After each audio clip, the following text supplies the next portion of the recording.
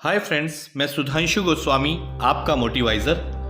Memory power का नाम आते ही हमारे दिमाग में एक पर्सनैलिटी का चेहरा सामने आ जाता है और यह पर्सनैलिटी थी नरेंद्र नाथ दत्त। सन 1863 में जन्मे नरेंद्र बचपन से ही कुशाग्र बुद्धि के थे।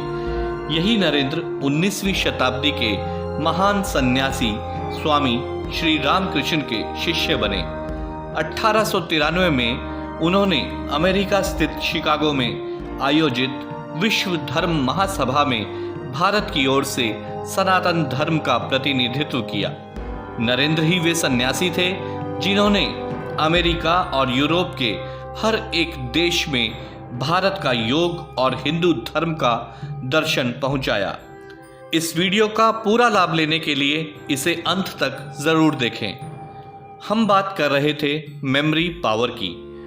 हमारे दिमाग की ताकत वाकई ही लाजवाब है अगर आप इसे यूज कर पाए तो। इसे मैं ज़रा इंटरेस्टिंग तरीके से आपको समझाता हूँ। सपोज कीजिए कि आपका ब्रेन एक डिजिटल वीडियो रिकॉर्डर है जो कि आपके टीवी पर आने वाले शोज को रिकॉर्ड कर रहा है। आपको जानकर हैरानी होगी कि आपका दिमाग 30 लाख घंटों के शोज को आसानी से रिकॉर्ड कर सकता है। यानी अगर आप अपने टीवी को 350 सालों तक कंटिन्यूसली दिन रात ऑन करके छोड़ दें तो उसमें चलने वाले सभी शोज को आपका ब्रेन स्टोर कर लेगा। क्यों, हो गए ना हैरान? आइए बात करते हैं हम नरेंद्र की, या कहें स्वामी विवेकानंद जी की। जी हाँ, नरेंद्र को उनका यह नाम उनके गुरु रामकृष्ण जी ने दिया था।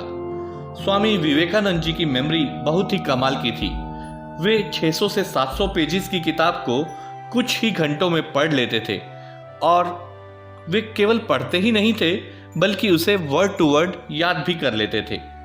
बात उन दिनों की है जब वे पूरे देश में हिंदू धर्म का प्रचार कर रहे थे, तो वे कुछ दिन के लिए मेरठ में रुके।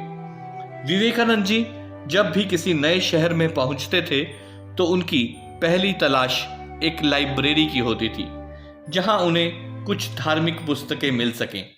मेरठ की एक लाइब्रेरी में उन्हें कुछ अच्छी पुस्तकें मिल गई। उन पुस्तकों को वे लाइब्रेरियन की आज्ञा से ले आते थे और पढ़ने के बाद अगले ही दिन उसे वापस दे आते थे। ऐसा 2 से 3 दिन तक चलता रहा। रोज रोज किताबें ले जाना और अगले ही दिन उन्हें वापस करना लाइब्रेरियन को समझ में नहीं आया। एक दिन वह परेशान होकर स्वामी विवेकानंद से बोल ही पड़ा, आप ये सब पुस्तकें क्या देखने के लिए लेकर जाते हैं? यह अच्छी बात नहीं है और मुझे बिल्कुल भी ठीक नहीं लगता। स्वामी विवेकानंद जी बोले, जो भी पुस्तकें मैं आपके यहाँ से ले जाता हूँ मैं उसे पूरे मन के साथ पढ़ता हूँ और पूरी पुस्तकें समाप्त होने पर ही उन्हें वापस करता हूँ। यह सुनकर लाइब्रेरियन बहुत हैरान हुआ। उसे बिल्कुल भी विश्वास नहीं हो रहा था। स्वामी विवेकानंद बोले, हे महाशय, आप बिल्कुल भी हैरान ना हो। मैं यहाँ से जितनी भी किताबें लेकर गया हूँ, ना केवल मैंने उसे पूरा पढ़ा है बल्कि मुझे वे सभी पुस्तकें मुंह जबानी याद भी हैं। ऐसा सुनकर वह लाइब्रेरियन स्वामी जी द्वारा वापस की हुई सभी पुस्तकें ले आया और बोला, बताइए क्या लिखा है इन सब में? स्वामी जी हंसे और उन्होंने एक एक करके उन सभी पुस्तकों के कंटेंट को पेज बाय पेज उस लाइब्रेरियन को सुना दिया। लाइब्रेरियन की आंखों में स्वामी जी के लिए श्रद्धा जाग गई और भावुक होकर लाइब्रेरियन ने स्वामी जी से इसका रहस्य पूछा कि आप ऐसा कैसे कर पाते हैं?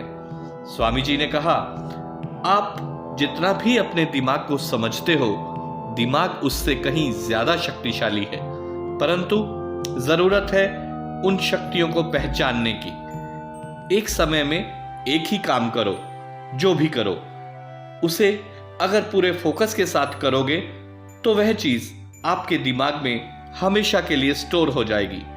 अपने ऊपर विश्वास करो, अपनी पावर्स को पहचानो और ये पावर्स केवल प्रैक्टिस और मेडिटेशन से ही आती हैं।